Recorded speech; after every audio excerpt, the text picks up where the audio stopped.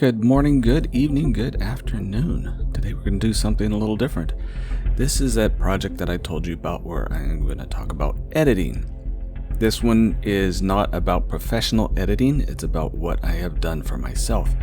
And I have explained in the past that when I do my writing, oftentimes I will do it when I'm on the sleepy side of things.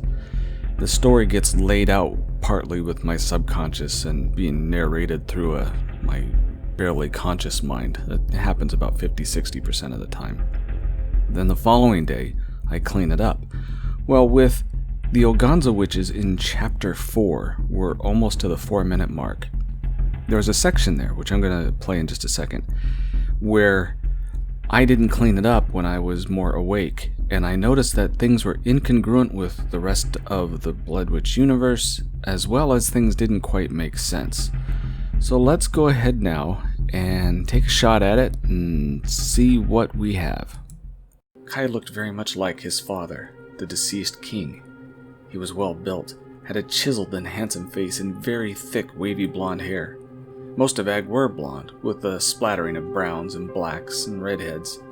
The Trodaire, however, had a unique and striking mane of red as a distinctive feature. Kai was used to the stares that he got from both men and women, since he had no such color to his hair. It was a bit of a burden this evening, as he was the bearer of unfortunate news.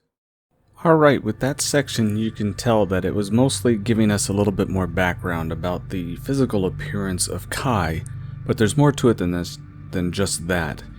What else I was trying to do there is establish the look of the Trodaire family as opposed to the rest of the population. In the Blood Witch and here in Oganza, you'll find out there are different races, though I don't get into details about them other than simple things.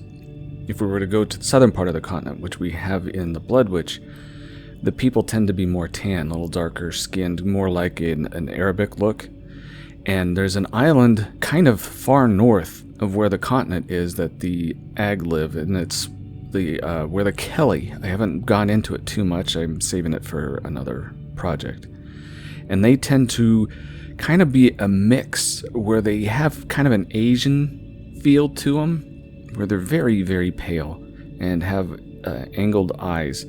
But there's a couple other differences where you know that this is kind of a unique human race. And, well, most of Ag tend to be brunettes, where Islanders are different. Well, when I originally wrote that, it sounded so awkward, and the end part of it didn't make sense, where he felt uncomfortable because of his hair color. So this is how it turned out with my editing.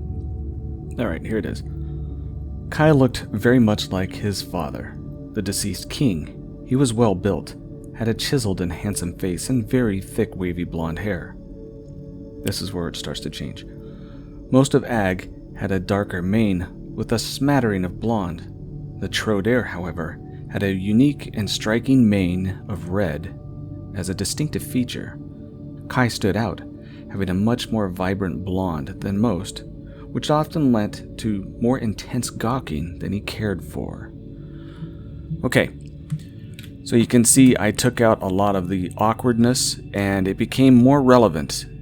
One, you found out why sometimes Kai would be a little uncomfortable from people staring at him all the time. Sure, he may have been royalty and sure may have expected it, but they were also a very humble group of royalty. As well, it establishes a little bit of the world building where at that time, most of the people of Ag were brunettes. There was a little bit of blondes, which tended to be the ones that came from the islands. So, that is just a small edit. I hope you can kind of make sense of that and see what I do. Alright? Have a wonderful day.